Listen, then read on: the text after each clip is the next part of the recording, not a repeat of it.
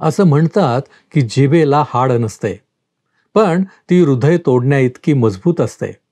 म्हणून तुमच्या शब्दांबाबत काळजी घ्या. काय आमचे शब्द मृदू किंवा सौम्य आहेत? उपासना उपासना उपासना उपासना प्रभुजी करो उपासना प्रभुजी करो उपासना उपासना उपासना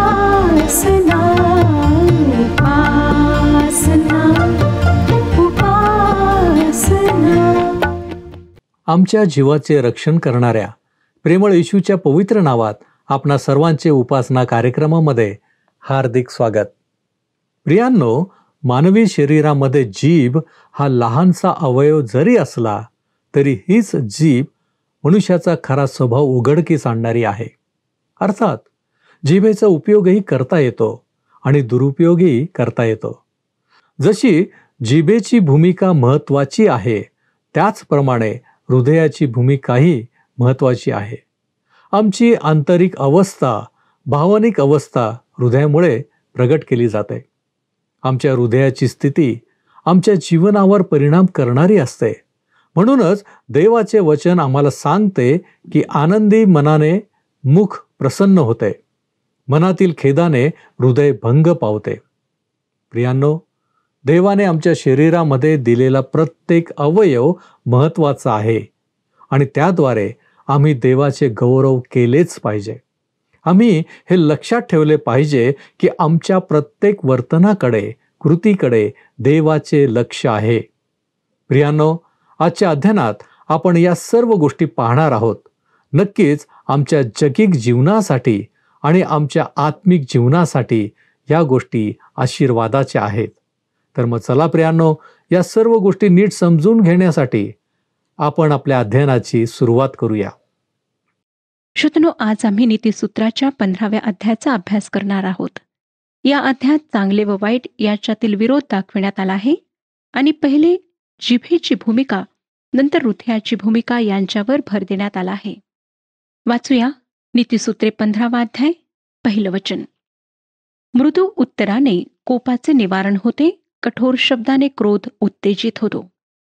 या वचनावरून आपणाला नक्कीच अबिगाईल व नाबाल यांची आठवण झाली असेल.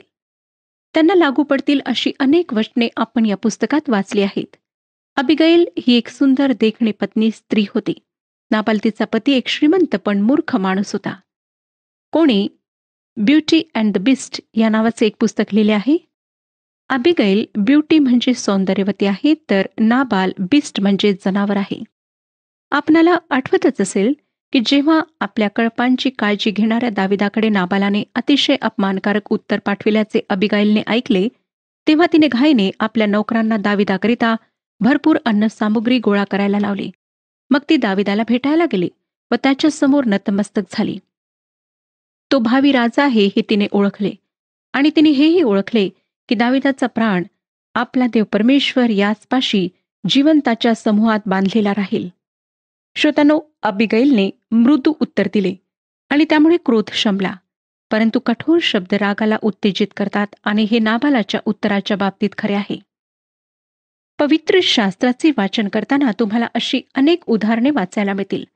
मत्ते कृष्णवर्तमानाच्या 23व्या अध्यायात आपण वाचतो की खुद्द प्रभू येशू ख्रिस्ताने परुषांचा धिक्कार करताना अतिशय कठोर भाषा वापरली आहे आणि असे करण्याची ही योग्य वेळ आहे आणि प्रभू येशूने निश्चित तसे केले.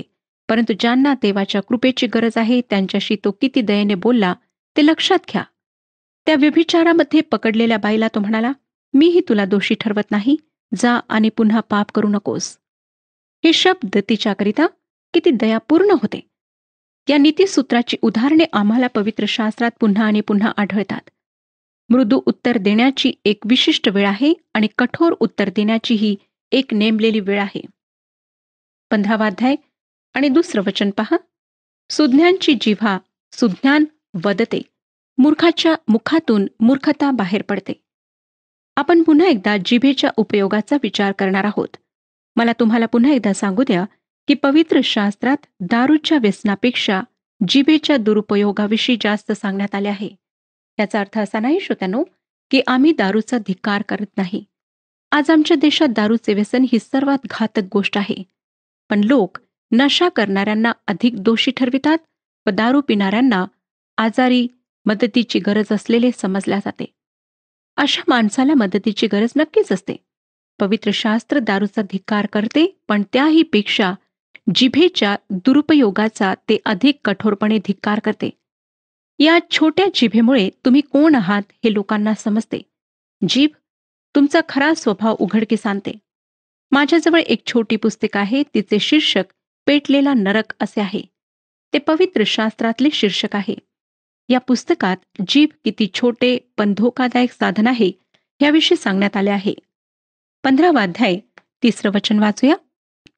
परमेश्वराचे नेत्र सर्वत्र आहेत, ते बरे वाईट पाहत असतात.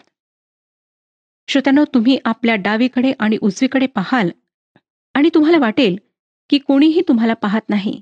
कोणी मोठा अधिकारी हुकुमशहा तुमच्यावर नजर ठेवत नसेल, पण परमेश्वर तुमच्यावर नजर ठेवतो. तो तुम्हाला पाहतो.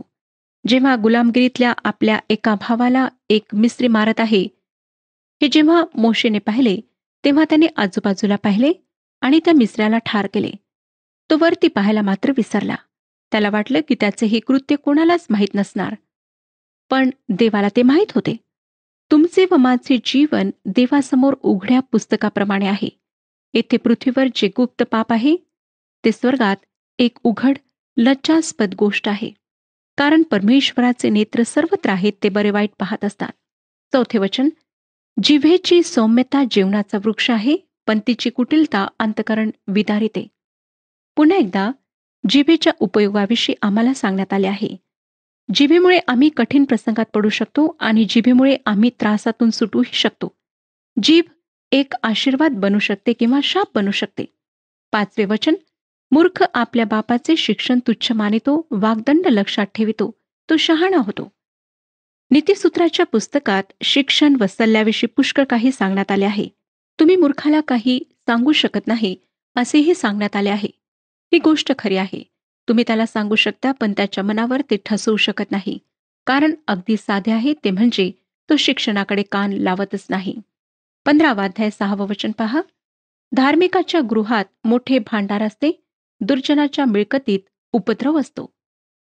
हा विरोध भौतिक श्रीमंतीविषयी नाही. धार्मिकाच्या भंडारामध्ये आनंद, शांती, प्रीती, सहानुभूती, सांत्वन अशी अद्भुत संपत्ती असते. या गोष्टी जीवनाचा मोठा खजिना आहेत आणि या विरुद्ध दुर्जनांची मिळकत, ज्यात उपद्रव असतो. 15व्या अध्यायाच्या 7व्या वचनात म्हटले आहे, ज्ञानाची वाणी विद्येचा प्रसार करीते, मूर्खाचे हृदय स्थिर नसते. या ठिकाणी जिभेची जागा ओठांनी घेतलेली आहे, पण अर्थ तोच आहे. सुज्ञ ज्ञानाचा प्रसार करतात. 8वं वचन. दुर्जनांचा यज्ञ परमेश्वराला वीट आणितो, परंतु सरळाची प्रार्थना त्याला आनंदविते. श्रोत्यानो, एक मूलभूत तत्व आहे. जे दुष्ट आहेत ते ना तर चांगले विचार ना चांगल्या कृती करू शकत. तसे करणे त्यांच्याकरिता अशक्य आहे. असाच विचार याच 15व्या अध्यायाच्या 26व्या वचनात व्यक्त करण्यात आला आहे. हे वचन सांगतं, परमेश्वराला दुष्ट कल्पनांचा वीट आहे, पण ममतेची वचने त्याच्या दृष्टीने शुद्ध आहेत. परमेश्वराला दुर्जनांच्या विचारांचा वीट आहे, तसेच ते आणत असलेल्या अर्पणांचाही त्याला वीट आहे. या गोष्टीचे कारण हे आहे श्रोत्यानो, की दुर्जन अंतर्बाह्य चुकत असतो. तो पूर्णच चुकीचा आहे आणि तो जे काही करतो तेही चुकीचे असते. त्याची समस्या ही आहे की तो नम्रता शिकलेला नाही. आपण पापामध्ये हरवलेले आहोत हे त्याने ओळखलेले नाही आणि हे ओळखून तो तारणाकरिता प्रभू येशूकडे आलेला नाही. कोणी असे म्हटले आहे की जी व्यक्ती आपल्या तारणाकरिता स्वतःच्या कृत्यांवर केसा इतका जरी विश्वास ठेवते, ती व्यक्ती एक हरवलेला आत्मा आहे. ही गोष्ट खरी आहे. एखादी व्यक्ती धार्मिक असू शकेल. ती नियमितपणे चर्चला, उपासनेला, मंदिरात जाऊन काही औपचारिक गोष्टी करीत असेल, पण देवाच्या दृष्टीने या गोष्टी काहीच मोलाच्या नाहीत. काही लोकांना वाटतं की त्यांनी काही धार्मिक विधी पार पाडले तर ते देवाशी सख्य करू शकतात. त्यांना असे का वाटते ते मला समजत नाही. हृदय परिवर्तन व्हायला हवे आहे. बाह्य सजावट करण्याआधी परमेश्वर आतली सजावट करतो. तुमच्या जीवनात आतली सजावट केल्याशिवाय तुमची बाह्य सजावट करण्यात त्याला रुची वाटत नाही. पुढील वचनात असाच विचार मांडलेला आहे. 15वा अध्याय 9वे वचन, दुर्जनांचा मार्ग परमेश्वराला वीट आणतो, पण जो नीतीला अनुसरतो तो त्याला प्रिय आहे. श्रोत्यानो, आपण दुर्जनांचे विचार व त्यांची अर्पणे याविषयी देवाला काय वाटते ते पाहिले. आणि आताच आपण वाचले की देवाला दुर्जनांच्या मार्गाचाही वीट आहे, परंतु नीतीला अनुसरणारा त्याला आवडतो. याचे कारण अगदी उघड आहे. परमेश्वर अत्यंत पवित्र आहे आणि तो जे अपवित्र आहे, अन्यायकारी आहे, अमंगळ आहे, त्याला ते कसे आवडेल? पुष्कळ लोक देवाला आपल्या कुकृत्यांचा भागीदार बनवू पाहतात किंवा त्याला त्या कुकृत्यांबद्दल जबाबदार समजतात. चित्रपटामध्ये ही गोष्ट नेहमीच दाखवल्या जाते, परंतु परमेश्वर तुमच्या वाईट कृत्यांबद्दल जबाबदार नाही. तो त्या सहभागी तर मुळीच नाही. मी अनेक लोकांना असे बोलताना ऐकले आहे की परमेश्वराने मला त्या मोहापासून वाचवले असते तर मी पापात पडले नसते. ही गोष्ट खोटी आहे. परमेश्वर कोणाला मोहात पाडत नाही. पवित्र शास्त्र आम्हाला याकोबाचे पत्र 1 अध्याय 14 आणि 15 वचनांमध्ये स्पष्टपणे सांगतो. याकोबाचे पत्र 1 अध्याय 14 आणि 15 वचने, प्रत्येक जण आपल्या हावेने ओढलेला व भुलवलेला असता परीक्षेत पडतो. मग हाव ही गर्भ धरून पापाला जन्म देते आणि पाप पूर्ण दशेस आल्यावर मरणास उपजविते. लक्षात घ्या की परमेश्वर अतिशय पवित्र आहे आणि त्याच्या पावित्र्यासमोर तुम्ही व मी टिकू शकत नाही. फक्त येशू ख्रिस्ताद्वारे आम्ही त्याच्याकडे धैर्याने जाऊ शकतो, कारण तो आमच्याकडे ख्रिस्ताच्या नीतिमत्वाद्वारे पाहतो, कारण तो आमच्याकरिता नीतिमत्व असे करण्यात आला आहे. परमेश्वर दुर्जनांचे विचार, त्यांची अर्पणे व त्यांचे मार्ग यांचा तिरस्कार करतो.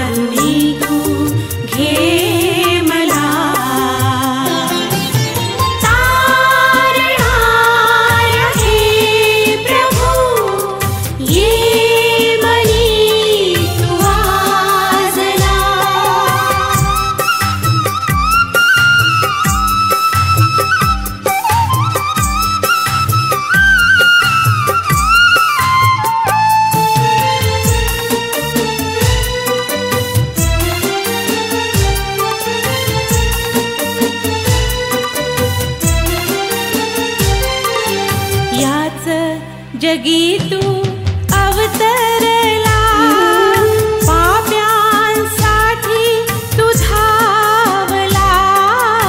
याच जगी तू अवतरला, पाप्यांसाठी तू धावला.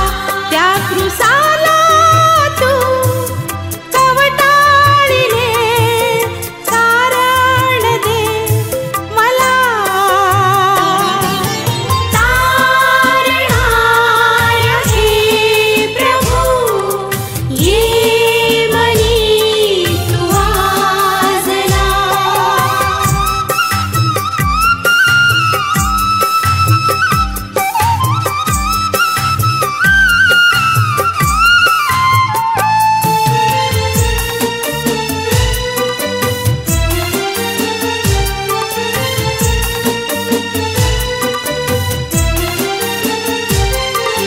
तिसरे दिवशी प्रभात समयी धुंड उखडली थडग्यावरुनी.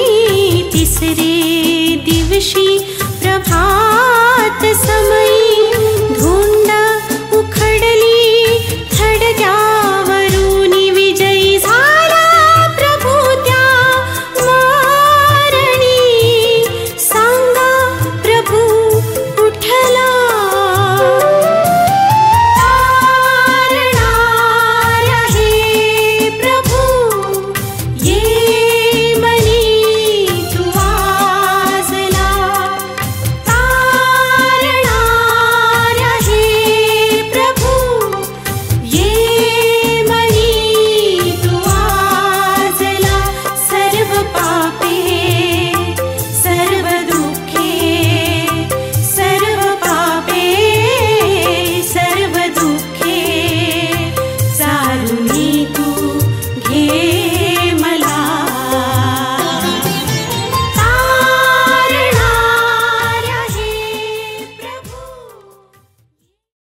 वचन पहा.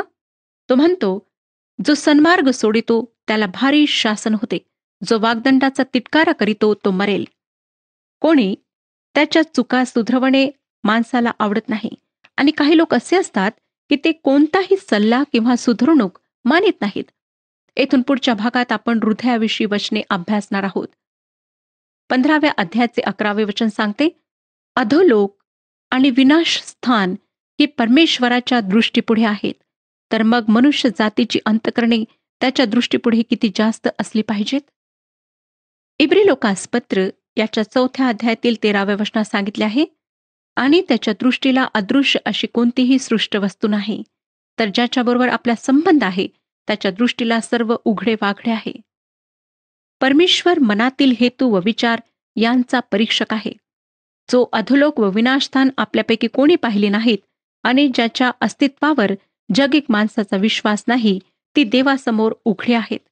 फक्त परमेश्वरच त्याच्या लेकराकरिता ते अदृश्य जग वास्तव बनू शकतो, आणि त्यामुळे त्याला या जीवनाविषयीचा खरा दृष्टिकोन प्राप्त होतो. या जगाच्या पलीकडे विश्व नाही अशी ज्याची कल्पना असते, त्याची मूल्ये व त्याच्याकरिता महत्त्वाच्या असलेल्या गोष्टी या देवाच्या लेकराच्या मूल्यांपेक्षा वेगळ्या असतात. जेव्हा आम्ही अशा लोकांशी बोलतो तेव्हा त्यांचा जीवनविषयक दृष्टिकोन व विचार करण्याची पद्धत जाणून घेणे महत्त्वाचे असते. परंतु या जगाच्या पलीकडे काय आहे हे फक्त परमेश्वरच प्रगट करू शकतो. ते तुम्ही व मी करू शकत नाही. फक्त देवाचा आत्मा ख्रिस्ताच्या गोष्टी घेऊन त्या आमच्याकरिता वास्तव बनवू शकतो. येशू ख्रिस्त या पृथ्वीवर 2000 वर्षांपूर्वी देह धारण करून वावरला. तो मृत्यूच्या दारातून बाहेर पडला, पण 3ऱ्या दिवशी त्याला पुन्हा जिवंत करण्यात आले. 40 दिवस त्याने आपल्या शिष्यांना स्वतःला प्रगट केले. मग तो गौरवात परत गेला आणि त्याने आपला पवित्र आत्मा आमच्याकडे पाठविला. फक्त पवित्र आत्मा आमच्याकरिता ख्रिस्ताला वास्तव करू शकतो. प्रभू येशूने अभिवचन देऊन म्हटले की पवित्र आत्मा माझ्यापासून घेईल आणि ते तुम्हास दाखवेल. श्रोत्यानो, या गोष्टींची जाणीव ठेवणे आवश्यक आहे. आता 13वं वचन पहा, तो काय म्हणतो, आनंदी मनाने मुख प्रसन्न होते, मनातील खेदाने हृदय भंग पावते. हीच गोष्ट सर्वांना माहीत आहे की हास्य, आनंद आणि प्रफुल्लितपणा माणसाचे स्वास्थ्य नीट राखते आणि त्याची आयुष्य मर्यादा वाढवते. त्यामुळे आमच्या जीवनाला एक वेगळाच पैलू प्राप्त होतो, जो निराशा व दुःखाने प्राप्त होत नाही. 14वे वचन, बुद्धिमानाचे मन ज्ञानाचा शोध करीते, मूर्खाचे मुख मूर्खता भक्षिते. या ठिकाणी लेखकाने माणसाच्या बुद्धीपेक्षा हृदयावर भर दिला आहे. तो काही सत्य शोधण्याविषयी या ठिकाणी बोलत नाही, तर आत्मिक पारखेविषयी किंवा ज्याला कोणी शुद्धीकरण झालेली सर्वसाधारण बुद्धी असे नाव दिले आहे त्याविषयी बोलत आहे. आणि या गोष्टीचा देशामध्ये दुष्काळ आहे, प्रचंड उणीव आहे. 16 आणि 17 वचने पहा पुढे, बहुत धन असून त्याच्याबद्दल दगदग सोसावी लागणे यापेक्षा ते थोडके असून परमेश्वराचे भय बाळगणे हे बरे. पोसलेल्या बैलाची मेजवानी देऊन मनात द्वेष वागविणे यापेक्षा प्रेमाची भाजी भाकरी बरी. या वचनाचे स्पष्टीकरण दानिएलाच्या जीवनामध्ये फार चांगल्या प्रकारे सापडते. तो अगदी तरुण असताना त्याला बाबिलोन देशात गुलाम बनवून नेण्यात आले. त्याच्यामध्ये लक्षणीय क्षमता आढळल्यामुळे त्याला प्रशासकीय सेवेच्या प्रशिक्षणाकरिता सुज्ञ माणसांमध्ये ठेवण्यात आले. त्याला एक विशेष प्रकारचा आहार देण्यात आला, परंतु तो यहुदी नियमानुसार निषिद्ध असल्याने त्याने तो नाकारला. त्याऐवजी त्याने डाळीचा आहार मागितला. त्याने हे देवाच्या भयामुळे केले. त्याला देवाची सेवा करायची होती आणि खरोखर देवाने त्याचा सन्मान केला. त्याने त्याला जगातल्या पहिल्या मोठ्या राजाचा नबुखदनेसरचा प्रधानमंत्री केले. जेव्हा पर्शियन लोकांनी सत्ता हातात घेतली तेव्हा परमेश्वराने दुसऱ्या मोठ्या सत्ताधीशाचा महान दारावेश याचा त्याला पंतप्रधान बनवले. परमेश्वराने त्याच्या सेवकाचा सन्मान केला. आता आपण 18वे वचन वाचूया. तापट मनुष्य तंटा उपस्थित करीतो, मंद क्रोध झगडा शमवितो. या वचनाने या अध्यायातील पहिल्या वचनाची आठवण होते. जो माणूस आपल्या वागण्यात उद्धट व कठोर असतो तो भांडण निर्माण करतो. तथापि ही गोष्टही खरी आहे की देवाच्या वचनाच्या शिक्षणाने अस्वस्थता, भांडणे, तंटे निर्माण होतात. लक्षात घ्या की प्रभू येशू या पृथ्वीवर असताना एक अत्यंत वादग्रस्त व्यक्ती होता. जेथे कोठे सत्य शिकवले जाईल तेथे तेथे तंटे निर्माण होतात, कारण काही लोकांना सत्य सहन होत नाही. देवाचे वचन धातूचे परीक्षण करणाऱ्या साधनाप्रमाणे आहे. त्याचा उपयोग मंडळीवर केल्यावर आपणाला समजेल की कोण खरा ख्रिस्ती आहे आणि कोण नाही. या संदर्भात एक अनुभव आपणाला सांगावासा वाटतो, आणि हा अनुभव खेड्यातल्या लोकांकरिता नवीन नाही. रात्रीच्या वेळेस गोठ्यातल्या जनावरांना पेंढा घालण्यासाठी कंदील घेऊन आपण आतमध्ये गेलो तर दोन गोष्टी घडतात. गोठ्यातले उंदीर पटकन आश्रयाकरिता इकडे तिकडे धावतात आणि वरती छपरात राहणारे पक्षी गाऊ लागतात. प्रकाशाचा दोन वेगवेगळ्या प्रकारे परिणाम होतो. देवाचे वचन शिकवल्यानंतर तुम्हाला उंदीर आश्रयाकरिता धावताना दिसतील आणि पक्षी मात्र गाताना दिसतील. परंतु श्रोत्यांनो, आम्ही एक गोष्ट लक्षात ठेवायला हवी की आम्ही वधस्तंभाच्या लज्जेविषयी अतिशयोक्ती न करता वचन सांगितले पाहिजे. 15वा अध्याय 20वे वचन पहा. शहाणा मुलगा बापाला आनंदवितो, मूर्ख मनुष्य आपल्या आईला तुच्छ मानितो. जेव्हा आपला मुलगा यश मिळवत आहे हे बापाला समजते, तेव्हा तो त्याच्याविषयी बढाया मारतो. पण तो जर अपयशी असेल तर बाप त्याच्याविषयी काहीच बोलत नाही. 23वे वचन. मनुष्य आपल्या तोंडच्या समर्पक उत्तराने आनंद पावतो, समयोचित बोल किती उत्तम. तुम्ही काय बोलता एवढेच महत्वाचे नाही श्रोत्यानो, तर तुम्ही केव्हा बोलता हे महत्वाचे आहे. कधी कधी योग्य बोल योग्य समय बोलले तर काम होऊन जाते, आणि आपल्यापैकी अनेक जण या गोष्टीशी सहमत होतील की अशा उचित समयी योग्य शब्द बोलले गेल्याने आमच्या जीवनाची दिशा बदलली आहे. हे माझ्या बाबतीतही घडलेले आहे. आता आपण 26वे वचन वाचूया. परमेश्वराला दुष्ट कल्पनांचा वीट आहे, पण ममतेची वचने त्याच्या दृष्टीने शुद्ध आहेत. आपण पाहिलं श्रोत्यानो की दुष्टाची अर्पणे, त्याचे विचार, त्याचे मार्ग यांचा परमेश्वराला वीट आहे. दुष्टाने आपल्या वाईट मार्गापासून देवाकडे वळायला हवे. काही महिन्यांपूर्वी आमच्या एका श्रोत्याने आपली सुंदर साक्ष लिहून आम्हाला कळवली. या कार्यक्रमातून त्याला जीवनाचा खरा व योग्य मार्ग सापडला. तो आपल्या दुष्ट मार्गापासून वळला, असे त्याने त्याच्या पत्रात आम्हाला लिहून कळवले. त्याच्या ह्या हृदय परिवर्तनाचे कारण आमचा कार्यक्रम नाही, तर त्याद्वारे प्रसारित होणारे देवाचे वचन आहे. हे देवाचे वचन आमच्या जिवंत देवाची वाणी आहे. त्याविषयी इब्री लोकासपत्र 4 अध्याय आणि 12वे वचन सांगतं. इब्री लोकासपत्र 4 अध्याय 12वे वचन. देवाचे वचन सजीव, सतेज, कोणत्याही दुधारी तरवारीपेक्षा तीक्ष्ण, जीव व आत्मा, सांधे व मज्जा यांना भेदून आरपार जाणारे आणि अंतःकरणातील विचार व भावना यांचा निवाडा करणारे असे आहे. म्हणूनच त्याद्वारे हृदय परिवर्तन होणे शक्य आहे. परमेश्वर दुष्टांच्या गोष्टींचा वीट मानत असला तरी त्याने त्याला तारणापासून वंचित ठेवलेले नाही, तर तारणाची भेट त्याने प्रत्येक व्यक्तीकरिता येशू ख्रिस्तावरील विश्वासाच्या द्वारे उपलब्ध करून ठेवली आहे. 15वा अध्याय 29वे वचन सांगते. परमेश्वर दुर्जनांपासून दूर राहतो, पण तो धार्मिकांची प्रार्थना ऐकतो. परमेश्वराची मर्जी, त्याचा प्रसाद संपादन करायचा असेल तर येशू ख्रिस्ताद्वारे पश्चातापी अंतःकरणाने त्याच्याजवळ येणे आवश्यक आहे. अशा प्रकारे परमेश्वराजवळ आलेल्या व्यक्तीची प्रार्थना तो ऐकतो. हीच गोष्ट प्रेषित पेत्राने त्याच्या पहिल्या पत्राच्या 3ऱ्या अध्यायातील 12वे वचनात सांगितले. पेत्राचे पहिले पत्र 3रा अध्याय 12वे वचन. कारण परमेश्वराचे नेत्र धार्मिकांवर असतात व त्याचे कान त्यांच्या विनंतीकडे असतात, परंतु वाईट करणाऱ्यांच्या प्रार्थना तो ऐकत नाही. याच प्रकारे याकोबानेही त्याच्या पत्रात म्हटले आहे की धार्मिकाची प्रार्थना कार्य करण्यात फार प्रबळ असते. आता 15वा अध्याय 30वे वचन पहा. नेत्रांचे तेज अंतःकरणाला उल्हासविते, चांगले वर्तमान हाडे पुष्ट करीते. आमच्या शारीरिक दृष्टीविषयी हे वचन नाही, ते आमच्या आत्मिक दृष्टीविषयी आहे.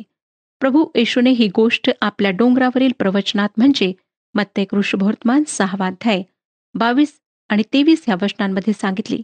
मत्ते कृष्णवर्तमान 6वा अध्याय 22 आणि 23 वचने. डोळा शरीराचा दिवा आहे, म्हणून जर तुझा डोळा निर्मळ असला तर तुझे सगळे शरीर प्रकाशमय होईल, पण जर तुझा डोळा वाईट असला तर तुझे सगळे शरीर अंधकारमय होईल. म्हणून तुझ्यातला प्रकाश जर अंधार असला तर तो अंधार केवढा. श्रोत्यांनो, तुमची आत्मिक दृष्टी कशी आहे याचे तुम्ही कधी परीक्षण केले आहे काय? आता 15वा अध्याय 33 वचन पहा. परमेश्वराचे भय हे सुज्ञतेचे शिक्षण होय. आधी नम्रता, मग मान्यता. शिक्षणातला सर्वात महत्वाचा धडा म्हणजे नम्रतेने देवाविषयी शिकण्यास येणे. त्याची आम्हाला गरज आहे. परमेश्वर आपणा सर्वांस आशीर्वाद देव.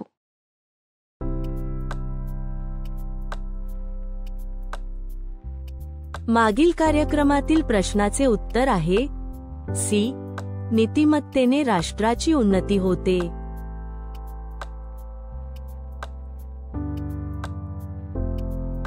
आजचा प्रश्न, डोळा शरीराचा दिवा आहे म्हणून आमचा डोळा सदैव टिंब टिंब टिंब असला पाहिजे. ए. स्वच्छ, बी. निर्दोष, सी. प्रकाश देणारा, डी. सदोष.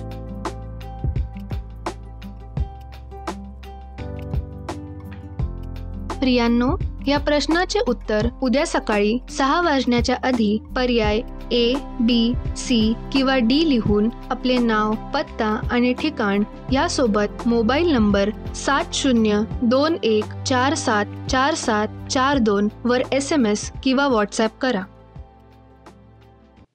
प्रियांनो, आजचे अध्ययन हे विविध विषयांवर आमचे लक्ष केंद्रित करणारे ठरले आहे. यामध्ये आपण सौम्य भाषणाचे महत्त्व, जिभेची शक्ती, नम्रता आणि शहाणपणाचे मूल्य पाहिले आहे. आम्ही पाहिले की आमच्यावर दैवी देखरेख आहे, म्हणजेच देवाचे लक्ष आम्हा प्रत्येकाकडे आहे. आम्ही विचार केला पाहिजे की काय आमचे हृदय आनंदित आहे.